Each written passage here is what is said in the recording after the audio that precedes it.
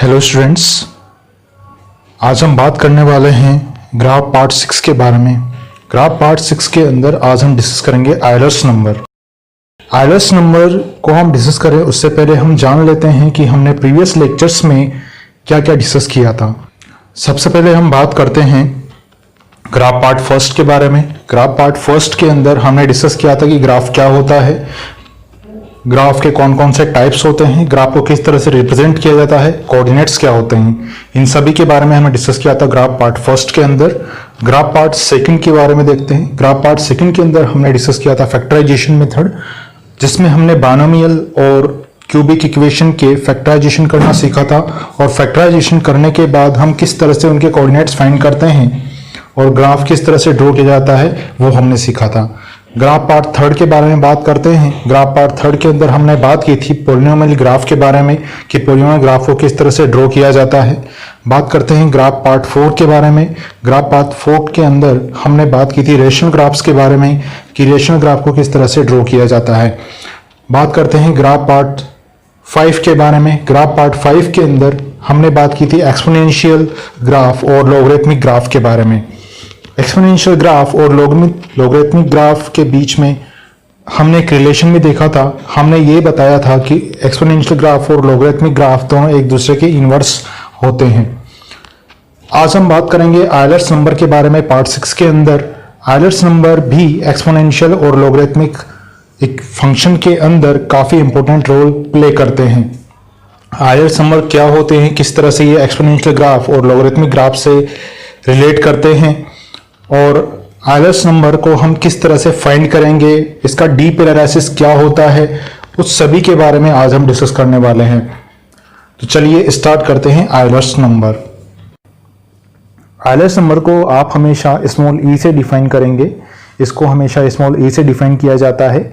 ये एक irrational number होता है और साथ ही ये एक रियल नंबर भी होता है। इरेशनल नंबर मीन्स ऐसे नंबर जिनको हम रेशो में डिफाइन नहीं कर सकते हैं। जिस तरह पाई की एक वैल्यू होती है 3.14 या 22/7, उसी तरह से ई की भी वैल्यूज होती हैं।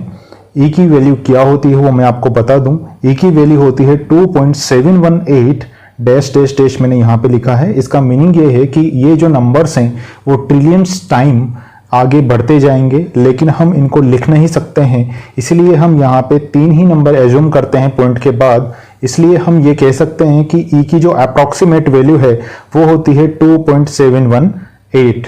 ऐसा हम यहाँ पे डिफाइन कर सकते हैं। लेकिन क्या आयलर नंबर इतना ही है?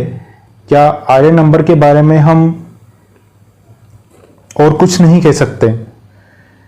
और ये आयलर नंबर जो है वो कहाँ से आया है, उन सभी के बारे में आज हम डिस्कस करेंगे। कुछ लोग केवल यहीं तक बताते हैं कि आयलर नंबर क्या है, उसका डीप एनालिसिस आपको नहीं बताते हैं। आज हम आयलर नंबर ई का डीप एनालिसिस करेंगे। तो चलिए देखते हैं यहां पे ई कहां से हमको मिला है। आयलर नंबर जो है वो एक मैथमेटिशियन जिनका नाम था लेनॉर्ड आयलर, उन्होंने फाइंड किया था। और ये जो नंबर है, ये नंबर कंपाउंड इंटरेस्ट में काफी यूज में लिया जाता है। कंपाउंड इंटरेस्ट क्या होता है वो मैं आपको बता दूं। मान लीजिए कि बैंक के अंदर आपने डिपॉजिट करवाए हैं 100 रुपीज, और बैंक ने आपको एक प्लान दिया है जिसमें बैंक ने आपसे कहा है कि हम 1 साल के बाद आपको 50% इंटरेस्ट के साथ ये अमाउंट लौटा देंगे। उसने आपसे क्या कहा है कि हम 1 साल के बाद 50% इंटरेस्ट के साथ ये अमाउंट आपको वापस लौटा देंगे। तो 100 का जो 50% है वो कितना हो जाएगा?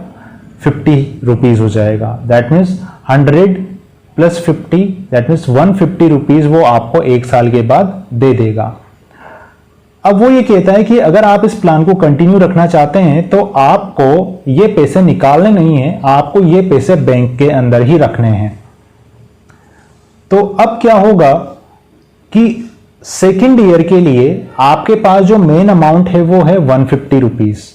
अब 100 नहीं रहा, अब आपके पास जो अमाउंट हो गया 1 साल के बाद वो हो गया 150 रुपीज।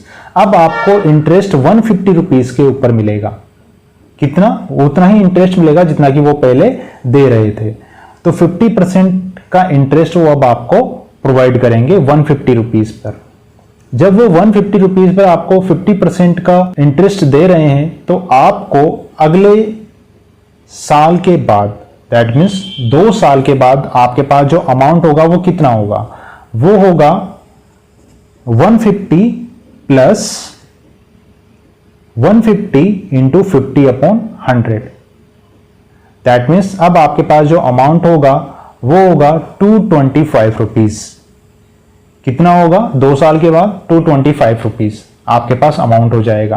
तो आपको समझ में आया कि कंपाउंड इंटरेस्ट होता क्या है, कि आप जब एक बार इंटरेस्ट ले लें तो वो इंटरेस्ट उस प्रिंसिपल अमाउंट के साथ ऐड हो जाता है, और अब उस ऐड हुए अमाउंट पर आपको फिर से इंटरेस्ट मिलता है, और इस तरह से आपको ये इंटरेस्ट मिलता जाता है एक पर्टिकुलर टाइम पीरियड के बाद। इसी को हम कंपाउंड इंटरेस्ट कहते हैं। ये आपको समझ में आया होगा। अब इसको थोड़ा और डीपली समझने के लिए हम एक एग्जांपल ले लें। मान लीजिए कि कोई बैंक है और उस बैंक के अंदर आपने 10 रुपीज जमा कर दिए हैं, और वो आपसे कहता है कि 1 साल के बाद आपको 50% इंटरेस्ट के साथ ये 10 रुपीज मिल जाएंगे। दैट मीन्स 10 का जो 50% होता है वो कितना होता है, वो होता है 5 रुपीज। 10 का 50% कितना होगा, 5 रुपीज। तो 1 ईयर के बाद आपको 10 + 5 15 रुपीज मिल जाएंगे। समझ में आया? अब मान लीजिए मैं यहां पर जो अमाउंट हमने डिपॉजिट किया है बैंक के अंदर, उसको मैं पी से डिफाइन कर दूं। पी का मीनिंग है प्रिंसिपल अमाउंट। तो 10 रुपीज को मैंने पी से डिफाइन कर दिया। रेट जो हमें मिल रही है उस रेट को मैं आर से डिफाइन कर दूं। तो आर से मैंने इसको डिफाइन कर दिया 50%, या मैं इसको डेसिमल में लिख सकता हूं 50/100। समझ में आया? इसको हम लिखेंगे 50/100। इसको मैंने डिफाइन किया है आर से, और इन सारी टर्म्स को अगर मैं इंटरचेंज कर दूं तो यहां पर एक फॉर्मूला बन जाएगा, और फॉर्मूला कुछ इस तरह का बनेगा, आप यहां पे देख सकते हैं। यहां 10 को मैं लिख रहा हूं P1 प्लस, और जो रेट है हमारे पास वो है 50% की, दैट मीन्स 50/100। तो यहां पर मैं लिख दूंगा R। तो इस तरह से हमें एक फॉर्मूला मिला है P(1 + R)। मुझे उम्मीद है यहां तक तो आपको समझ में आया होगा, हर एक स्टेप आपको समझ में आई होगी। अब हम क्या करेंगे, इस टाइम इंटरवल को ब्रेक कर देंगे। अब बैंक नई स्कीम लेकर आपके पास आया, उसने आपसे कहा सर, जो हमने आपको इंटरेस्ट प्रोवाइड किया था 1 ईयर के लिए, वो हम 1 ईयर के बाद ही आपको इंटरेस्ट दे रहे थे। दैट मीन्स टोटल अमाउंट जो है इंटरेस्ट के बाद वो हम आपको 1 ईयर के बाद ही दे रहे थे, लेकिन अब हमने प्लान को चेंज कर दिया है, और प्लान चेंज करने के बाद अब हम इंटरेस्ट जो प्रोवाइड कर रहे हैं वो प्रोवाइड कर रहे हैं 50% का ही कर रहे हैं 1 ईयर के लिए, लेकिन हम आपको वो अमाउंट हर 4 महीने के बाद दे देंगे। फिर से हम इसको समझ लेते हैं। बैंक का जो एजेंट है वो आया आपके पास, और उसने आपसे कहा कि अब हमने प्लान चेंज कर दिया है, और 50% का इंटरेस्ट आपको 1 ईयर के लिए हम प्रोवाइड कर रहे थे, और 1 ईयर के बाद आपको अमाउंट मिल रहा था, लेकिन अब आपको हर 4 महीने के बाद अमाउंट मिल सकता है। पहले आपको जो अमाउंट मिल रहा था वो 1 साल के बाद ही मिल रहा था। 1 साल से पहले आप अमाउंट नहीं ले सकते थे, इंटरेस्ट नहीं ले सकते थे, लेकिन अब जो आपको अमाउंट मिलेगा वो हर 4 महीने के बाद मिल जाएगा। और इससे होगा क्या, इससे 1 साल के बाद आपको जो मनी मिलेगी वो भी ज्यादा हो जाएगी, वो 150 से ज्यादा होगी। कैसे होगी वो हम देखते हैं। अब देखिए, जब बैंक एजेंट ने ये कहा कि हर 4 महीने बाद आपको इंटरेस्ट के साथ अमाउंट मिल जाएगा, इसका मतलब ये हुआ कि उसने 1 ईयर को कितने पोर्शंस में डिवाइड कर दिया? उसने 1 ईयर को 3 पार्ट्स में डिवाइड कर दिया, क्योंकि एक साल के अंदर कितने मंथ्स होते हैं? 12 मंथ्स होते हैं, और 12 मंथ्स को उसने डिवाइड कर दिया 3 पार्ट्स में, क्योंकि वो हर 4 महीने के बाद आपको अमाउंट प्रोवाइड कर रहा है इंटरेस्ट रेट के साथ। इसलिए उसने 12 मंथ्स को 3 पोर्शंस में डिवाइड कर दिया है, जहां पे हर एक पोर्शन के अंदर 4 महीने आ जाएंगे। या हम कह सकते हैं कि एक टाइम इंटरवल होगा, उसमें 4 महीने होंगे, दूसरा टाइम इंटरवल होगा, उसमें 4 + 4 8 मंथ्स हो जाएंगे, और तीसरा जो टाइम इंटरवल होगा उसमें 4 + 4 + 4 12 मंथ्स हो जाएंगे। इस तरह से उसने टाइम को डिवाइड कर दिया है। तो हम ये कह सकते हैं कि उसने 1 ईयर को 1/3 पार्ट में डिवाइड कर दिया, 3 पार्ट्स में उसने डिवाइड कर दिया। अगर उसने 1 ईयर को 3 पार्ट्स में डिवाइड किया है, तो जो वो इंटरेस्ट रेट दे रहा था 1 साल के लिए, वो भी 3 पार्ट्स में डिवाइड हो जाएगी। वो 50% नहीं मिलेगी आपको, 4 मंथ्स का 50% इंटरेस्ट रेट पे आपको अमाउंट नहीं मिलेगा। अब आपको जो अमाउंट मिलेगा वो रेट का 1/3 मिलेगा, क्योंकि टाइम भी 1/3 हो गया है, इसलिए रेट भी 1/3 हो जाएगी। तो यहां पर जो आपको 4 मंथ्स के लिए इंटरेस्ट रेट मिलेगी वो होगी 50/3। और ये जो टाइम इंटरवल है, इस टाइम इंटरवल को मैंने n से डिफाइन कर दिया। मैंने कहा कि ये जो टाइम इंटरवल या टाइम स्लॉट्स आपने डिफाइन किए हैं, 3 टाइम स्लॉट आपने दिए हैं हमको, उनको हमने n से डिफाइन कर दिया है। तो n की वैल्यू यहां पर कितनी हो गई? 3 हो गई। तो हम इसका फर्स्ट केस ले लेते हैं। इसमें 1 ईयर को 3 पार्ट्स में डिवाइड कर दिया है, इंटरेस्ट रेट आपको मिल चुकी है, इंटरेस्ट रेट कितनी है हमको पता लग गई है।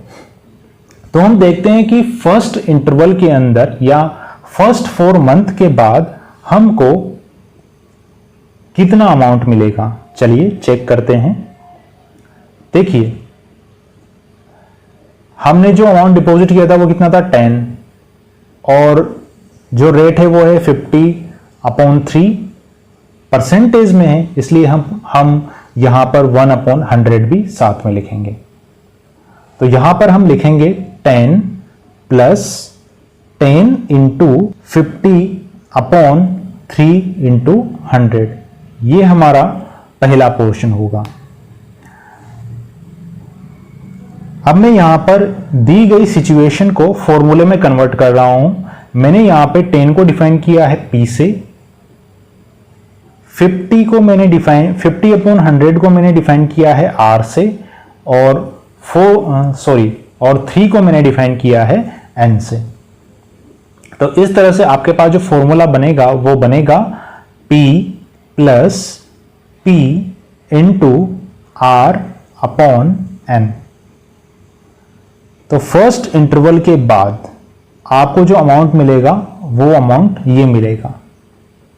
चलिए बात करते हैं सेकंड इंटरवल के बारे में। सेकंड इंटरवल में मुझको जो अमाउंट मिलेगा उसके लिए मुझे क्या करना होगा? पहले मुझे ये चेक करना होगा कि अभी मेरे पास अमाउंट कितना है। तो फर्स्ट इंटरवल फिनिश होने के बाद मुझे जो अमाउंट मिला, टोटल अमाउंट, वही मेरे पास अमाउंट होगा। तो अब मेरे पास जो अमाउंट होगा वो अमाउंट है 10 + 10 × 50/3 × 100। ये मेरे पास अभी अमाउंट है, और इस अमाउंट पर मुझको क्या करना है? इंटरेस्ट लेना है। तो अब मुझे प्लस करना होगा इसका इंटरेस्ट भी, तो मैं यहां पे प्लस कर दूंगा, +10 × 50/3 × 100 × 50/3 × 100। तो मैंने उस अमाउंट पर इंटरेस्ट ले लिया है जो अमाउंट फर्स्ट इंटरवल के बाद मेरे पास मौजूद था। तो इस तरह से मेरे पास ये सेकंड टर्म आ गई है। तो फर्स्ट टर्म को मैंने डिफाइन किया था A1 से, और सेकंड टर्म को मैं डिफाइन कर दूंगा A2 से। अगर मैं इसको फॉर्मूले में कन्वर्ट करना चाहूं तो उसके लिए मुझे सबसे पहले इस इक्वेशन को सिंप्लीफाई करना होगा। चलिए यहां पर मैं देख लेता हूं कि कौन कौन सी टर्म्स मेरे पास कॉमन आ रही हैं। आप यहां पे देख सकते हैं कि मैं यहां से सबसे पहले 10 को कॉमन ले सकता हूं। तो देखिए 3 टर्म्स है मेरे पास, फर्स्ट, सेकंड और थर्ड, और इन तीनों टर्म्स में सबसे पहले 10 को कॉमन ले रहा हूं, तो मैंने 10 को कॉमन ले लिया। अब मेरे पास जो इक्वेशन बचेगी वो बचेगी 1 plus 1 into 50 upon 3 into 100 plus 1 into 50 upon 3 into 100 into 50 upon 3 into 100। ये मेरे पास फर्स्ट टर्म होगी। अब यहां से मैं 1 इंटू 50 अपॉन 3 इंटू 100 को दोनों टर्म्स में कॉमन ले रहा हूं, तो एक टर्म मेरे पास ये है और दूसरी टर्म मेरे पास ये है। इन दोनों टर्म्स में से मैं 50 अपॉन 300 को कॉमन ले लूंगा। चलिए कॉमन ले लेते हैं। तो हम यहां पे देख सकते हैं कि हमारे पास जो नेक्स्ट इक्वेशन बनी है वो इक्वेशन है 10 ब्रैकेट 1 प्लस 50 अपॉन 300 और ये ब्रैकेट क्लोज हो जाएगा। ये फर्स्ट टर्म हमारी कंप्लीट हो गई, तो हम यहां पे लिख सकते हैं 1 प्लस 50 अपॉन 300। ये हमारे पास सेकेंड टर्म है। तो आप यहां पे देख सकते हैं कि यहां पे हमारे पास दो टर्म हो गई, पहली टर्म ये और दूसरी टर्म ये, और इन दोनों टर्म्स को क्या मैं स्क्वायर फॉर्म में लिख सकता हूं?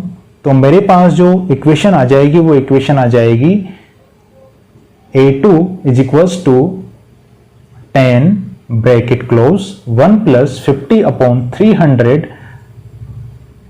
Raise to the power 2। तो हमारे पास इस तरह से एक इक्वेशन बन चुकी है। अब मैं यहां पर इनको मानी गई टर्म्स में डिफाइन कर देता हूं या वेरिएबल्स में डिफाइन कर देता हूं। तो मैं यहां पर प्रिंसिपल अमाउंट जो हमने लिया था 10, उसको p से डिफाइन कर देता हूं। मैंने यहां पे 10 की जगह लिख दिया है p।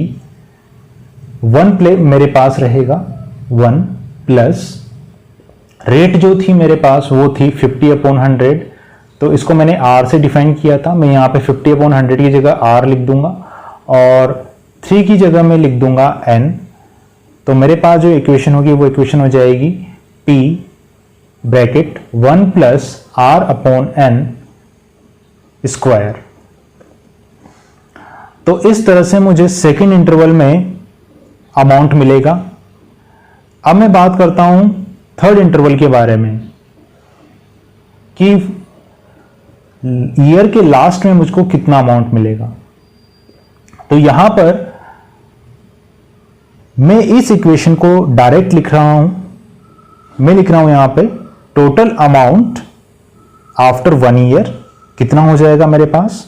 मैं यहां पे लिख सकता हूं p bracket 1 plus r upon n power n। अब यहां पर मैंने 3 पार्ट्स में उस ईयर को डिवाइड किया था। अब ये कोई जरूरी नहीं है कि मैं 3 इंटरवल में ही वो मनी दूं। हो सकता है कि मैं पूरे साल को 4 पार्ट्स में डिवाइड कर दूं, जिसमें मैं हर एक 3 महीने बाद वो अमाउंट प्रोवाइड करूं। हो सकता है कि मैं पर मंथ प्रोवाइड करूं। तो यहां पर जितने भी पार्ट्स में मैं उसको ब्रेक कर दूंगा उतने ही वैल्यू n की मुझे मिल जाएगी। अगर मैंने एक ईयर को 4 पार्ट्स में डिवाइड किया है तो वहां पर मुझे n की वैल्यू 4 मिलेगी। अगर मैंने ईयर को 3 पार्ट्स में डिवाइड किया है तो मुझे n की वैल्यू 3 मिलेगी। और अगर मैंने ईयर को मंथली डिवाइड कर दिया है तो मुझे यहां पर n की वैल्यू 12 मिल जाएगी। और इसी तरह अगर मैं पूरे ईयर को डे में डिवाइड कर दूं तो मुझे यहां पर n की वैल्यू 365 मिल जाएगी। इस तरह से अगर हम यहां पर किसी भी टाइम को इंटरवल में डिवाइड कर रहे हैं तो हमें n की वैल्यू उतने ही अमाउंट में यहां पे पुट करनी होगी। इस तरह से आप यहां पे n की वैल्यू फाइंड कर सकते हैं। तो ये हमारा फॉर्मूला है कंपाउंड इंटरेस्ट से किसी भी अमाउंट को फाइंड करने के लिए। अब देखिए इस इक्वेशन को गौर कीजिए और इस इक्वेशन में ये जो टर्म है इस टर्म पे गौर कीजिए, आप p को छोड़ दीजिए और इस टर्म पे गौर कीजिए, यहां पर लिखा है 1 plus r upon n power n। ये जो आपको टर्म दिखाई दे रही है एक्चुअल में इसी को हम e r से भी रिप्रेजेंट कर सकते हैं। फिर से सुनिए, ये जो टर्म आपको दिखाई दे रही है इसी को हम e r से भी डिफाइन कर सकते हैं, e पावर r। आपने e पावर x देखा होगा। एक्चुअल में अगर हम यहां पर r को x से इंटरचेंज कर दें, या तो हम r लिख दें या x लिख दें, कोई प्रॉब्लम नहीं है, आप चाहे आप r लिख दें चाहे आप x लिख दें। अगर हम यहां पे इस तरह से कोई इक्वेशन बनाते हैं 1 plus x upon n power n, तो हम इसी टर्म को ex भी कहते हैं। इसी टर्म को हम क्या कहते हैं? ex। तो अगर आपको कंपाउंड इंटरेस्ट के थ्रू किसी भी अमाउंट को फाइंड करना है तो आप क्या करेंगे? आपको सिंपली कुछ नहीं करना, टोटल अमाउंट फाइंड करने के लिए आप p को मल्टीप्लाई कर देंगे e पावर r से, तो आपको टोटल अमाउंट मिल जाएगा। समझ में आया?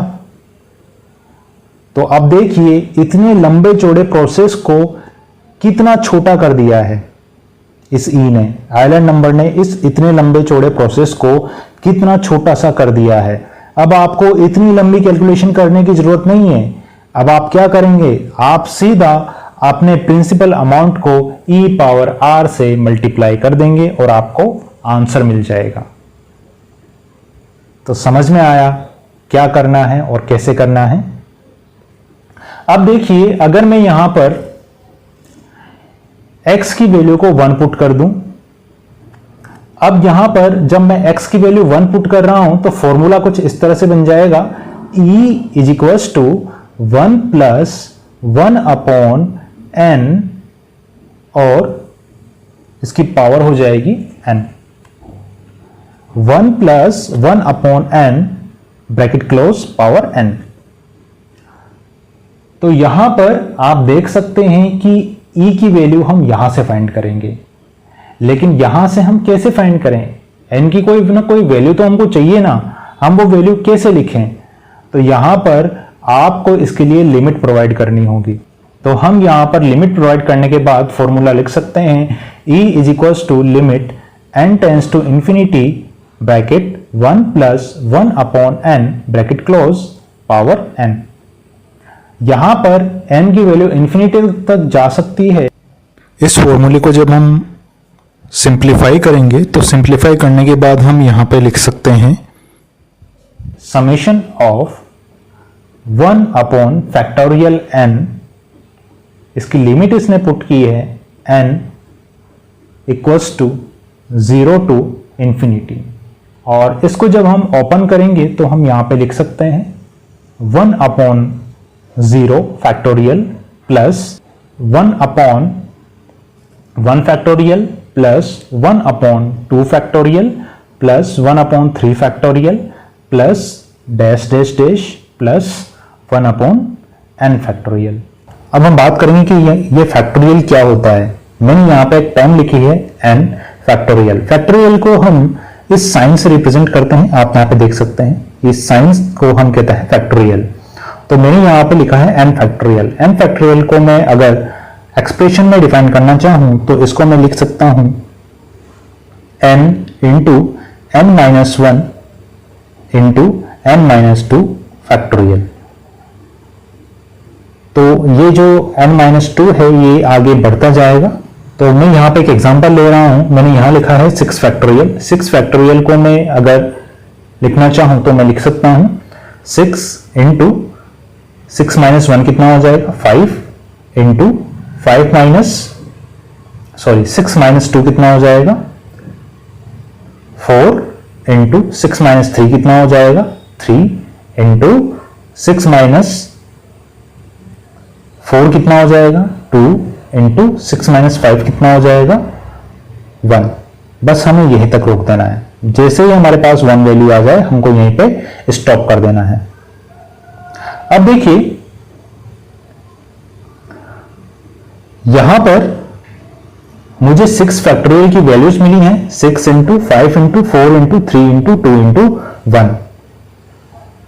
लेकिन अगर हम 0 फैक्टोरियल को फाइंड करना चाहें तो 0 फैक्टोरियल को हम कैसे फाइंड करें, क्योंकि 0 से पहले तो कोई वैल्यू नहीं आती जिसको हम मल्टीप्लाई कर दें, तो हमें इस एक्सप्रेशन को किसी अदर वे में रिप्रेजेंट करना होगा। तो मैं यहां पे इसका अदर एक्सप्रेशन लिख रहा हूं। मैंने यहां लिखा है 3 फैक्टोरियल, और 3 फैक्टोरियल को मैं डिफाइन कर सकता हूं 3 इंटू 2 फैक्टोरियल से। तो मैं यहां पे लिख सकता हूं कि 2 फैक्टोरियल की जो वैल्यू होगी वो वैल्यू हो जाएगी 3 फैक्टोरियल अपॉन 3। कितनी होगी इसकी वैल्यू? 3 factorial upon 3। इसी तरह से मैं यहां पे अगर 4 फैक्टोरियल लिखना चाहूं तो 4 फैक्टोरियल को मैं लिख सकता हूं 4 इंटू 3 फैक्टोरियल। क्या लिख सकता हूं? 4 इंटू 3 फैक्टोरियल। तो यहां पर मैं इसको लिख सकता हूं 4 factorial upon 4 is equal to 3 factorial. आप देख सकते हैं कि मैं इस तरह से किसी भी फैक्टोरियल को रिप्रेजेंट कर सकता हूं। तो अगर मैं यहां पे 0 फैक्टोरियल को रिप्रेजेंट करना चाहूं तो मैं यहां पे लिख सकता हूं 0 factorial is equal to 1 factorial upon 1। तो यहां 1 का जो फैक्टोरियल होता है वो होता है 1। तो 0 फैक्टोरियल की वैल्यू भी हमेशा 1 होती है। इसलिए इस एक्सप्रेशन के अंदर अगर हम यहां पर 0 से स्टार्ट करें तो हम यहां पे लिख सकते हैं 1 upon 0 factorial plus 1 upon 1 factorial plus 1 upon 2 factorial plus 1 upon 3 factorial plus 1 upon 4 factorial. इस तरह से हम यहां पे कैलकुलेशंस करेंगे। ये टर्म्स लिखने के बाद हम इनको सिंप्लीफाई करेंगे तो हम यहां पे लिख सकते हैं 1 plus 1 plus 0.5 plus 0.16 plus dash dash dash plus कितना हो जाएगा, अगर मैं n की वैल्यू इन्फिनाइट पुट कर दूं तो 1 अपॉन इन्फिनाइट फैक्टोरियल कितना होगा? 0 हो जाएगा। कितना होगा? 0 हो जाएगा। तो इस तरह से हमको जो टर्म्स यहां पर मिली है इन सभी टर्म्स को हम यहां पे ऐड कर देंगे, और ऐड करने के बाद आपको e की जो अप्रोक्सीमेट वैल्यू मिलेगी वो मिलेगी 2.718। ये इसकी अप्रोक्सीमेट वैल्यू है जो कि हम हमेशा लेते हैं। तो देखिए e की जो वैल्यू 2.718 आई है वो किस तरह से आई है, वो इस तरह से आई है। अब आपको ये समझ में आया होगा, लेकिन इस e को हम एक्सपोनेंशियल और लॉगरिथमिक फंक्शन के अंदर किस तरह से यूज करते हैं वो भी हम देख लेते हैं। मान लीजिए कि यहां पर हम एक्सपोनेंशियल फंक्शन लिखते हैं y is equal to a power x। अगर मैं इस a की जगह e लिख दूं तो मैं यहां पे लिख सकता हूं y is equal to e power x। तो अब हमारे पास a की जगह कौन सी वैल्यू आ गई? e की वैल्यू आ गई। आपको क्लियर है किस तरह से e की टर्म्स में यहां पर हम एक्सपोनेंशियल फंक्शंस को रिप्रेजेंट कर सकते हैं। अब हम बात करते हैं कि e को किस तरह से यूज किया जाता है लॉगरिथमिक फंक्शंस के अंदर। अगर हम यहां पर लॉगरिथमिक इक्वेशन लिखें तो हम लिख सकते हैं y is equal to log a x। हमने a को इंटरचेंज किया था e से, तो हम यहां पे लिख सकते हैं y is equal to log e x, और इसी को हम कहते हैं नेचुरल लॉग फंक्शन। क्या कहते हैं इसको? Natural log function. और इसको रिप्रेजेंट किया जाता है ln x से। किससे रिप्रेजेंट किया जाता है? ln x से भी इसको रिप्रेजेंट किया जाता है। तो ln x हम लिख दें या हम इसको log ex कह दें, बात एक ही है। तो अब हम यहां पर log ex के लिए अलग अलग वैल्यूज फाइंड करेंगे। x की वैल्यू मैं पुट करूंगा 1 से 10 के बीच में, और 1 to 10 वैल्यूज पुट करके हम देखेंगे कि log e की वैल्यूज क्या क्या होती हैं। तो हम बेस e के लिए लॉगरिथमिक फंक्शन की वैल्यूज देख लेते हैं। यहां पर log e1 की वैल्यू होती है 0, log e2 की वैल्यू होती है 0.69, log e3 की वैल्यू होती है 1.09, log e4 की वैल्यू होती है 1.38, log E5 की वैल्यू होती है 1.60, log E6 की वैल्यू होती है 1.79, log E7 की वैल्यू होती है 1.94, log E8 की वैल्यू होती है 2.07, log E9 की वैल्यू होती है 2.19 और log E10 की वैल्यू होती है 2.30। Is it clear to you? तो चलिए, हमने जो आयलर नंबर है, आयलर नंबर को एक्सपोनेंशियल फंक्शन और लॉगरिथमिक फंक्शन दोनों में यूज करके देख लिया है। अब हम इनके ग्राफ्स भी देखते हैं, इनके ग्राफ्स किस तरह से होते हैं। देखिए, जो ग्राफ का नेचर है वो उसी तरह का होगा। मैंने प्रीवियस लेक्चर में आपको y = 2 power x exponential graph draw करके बताया था और यहां पर e की वैल्यू 2.718 होती है, इसलिए यहां पर जो ग्राफ बनेगा उसका नेचर इसी तरह का होगा एक्सपोनेंशियल फंक्शन के लिए। और यहां पर जब मैंने आपको बताया था log 2x का ग्राफ, लॉगरिथमिक ग्राफ जब मैंने आपको बताया था log x 2 के लिए, तो उसी नेचर का ग्राफ बनेगा log ex का भी। तो दोनों का जो नेचर है वो सेम ही होगा, इसमें कोई डिफरेंस नहीं होता है। लॉगरिथमिक फंक्शन और एक्सपोनेंशियल फंक्शन के ग्राफ बनते हैं वो इसी तरह से बनाए जाते हैं और ये इनका जो नेचर होता है वो इसी तरह का होता है। तो यहां पर आपको आयलर नंबर ई समझ में आया होगा। मुझे उम्मीद है कि कोई भी कंसेप्ट आपका नहीं छूटा है आयलर नंबर के अंदर जो मैंने आपको नहीं बताया हो। फिर भी अगर आपको लगता है आपको कोई चीज समझ में नहीं आई हो तो आप मुझे नीचे कमेंट में पूछिए, मैं आपको आंसर करूंगा हर एक क्वेश्चंस का। तो आज के लिए इतना ही। अगले लेक्चर में हम बात करेंगे साइनसोइडल ग्राफ के बारे में। वीडियो देखने के लिए हम आपका धन्यवाद करते हैं। हमारी संस्था विद्यार्थियों को YouTube के माध्यम से निःशुल्क शिक्षा प्रदान करती है। अगर आपको ये वीडियो अच्छी लगी हो तो इसे अधिक से अधिक लोगों को शेयर कीजिए जिन्हें मुफ्त शिक्षा की आवश्यकता है। हमारी संस्था IIT JEE नीट कक्षा 11 कक्षा 12 CBSE या स्टेट बोर्ड में अध्ययन कर रहे विद्यार्थियों को फिजिक्स वीडियो लेक्चर उपलब्ध कराती है। वीडियो की गुणवत्ता ठीक हो उसके लिए हमने समझाने के लिए एनिमेशन का उपयोग किया है जिससे फिजिक्स जैसा कठिन विषय आसानी से समझ आ सके। आपसे निवेदन है कि हमारे YouTube चैनल को लाइक और सब्सक्राइब कीजिए, ज्यादा से ज्यादा शेयर कीजिए। आगामी आने वाले वीडियो की जानकारी के लिए चैनल को सब्सक्राइब करने के बाद पास में बने बेल आइकन को दबा दीजिए। आप हमें इंस्टाग्राम, ट्विटर और फेसबुक अकाउंट पर भी फॉलो कर सकते हैं। IIT नीट, CBSE और स्टेट बोर्ड से संबंधित सूचना तथा वीडियो लेक्चर्स की जानकारी के लिए हमारे टेलीग्राम ग्रुप को ज्वाइन कीजिए। सभी लिंक्स नीचे डिस्क्रिप्शन में दिए गए हैं।